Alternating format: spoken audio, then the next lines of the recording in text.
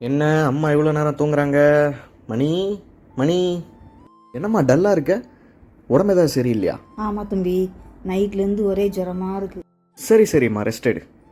Hospital கூப்பிட்டு போகணும், permission கேட்டு பார்ப்போம். சார், அம்மாவுக்கு உடம்பு சரியில்லை, ஒரு 2 hours பெர்மிஷன் கிடைக்குமா சார்? விக்னேஷ், லாஸ்ட் மினிட்ல வந்து அம்மாவுக்கு உடம்பு சரியில்லை, தங்கச்சி கல்யாணம் கதை விடாதீங்க. ரெஸ்பான்சிபிளாக வேலைக்கு வர வழியாக பாருங்க. சரி சார், வேலைக்கு தானே வரேன். அம்மா வேலைக்கு கிளம்புறேன், உடம்ப பார்த்துக்கோ. ஷாலினி வா, கிளம்புறேன். ஷாலினி, அம்மாவுக்கு கொஞ்சம் உடம்பு சரியில்லை, பார்த்துக்கோ. நான் பார்த்துக்கிறேன், நீ போ. அம்மாவுக்கு வேற எப்படி இருக்குன்னு தெரியல. ஐயோ, மணி 6 ஆச்சா?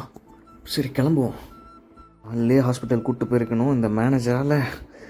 அம்மா எங்க ஆளை காணோம். அம்மா அம்மா என்னம்மா இங்கே உட்காந்துருக்க? எப்படி இருக்கு உடம்பு? உடம்பு சரியாச்சு தம்பி. எங்கே நான் வேலை பார்த்தா தானே எல்லா வேலையும் சாலினி தான் செஞ்சா, நான் ரெஸ்ட்டு மட்டும்தான் எடுத்தேன். பாரா, இயற்கையோட உண்மை என்னன்னா, அம்மாவையும் அப்பாவையும் கடைசி வரைக்கும் நம்ம கூட எடுத்துகிட்டு வர முடியாதுங்க.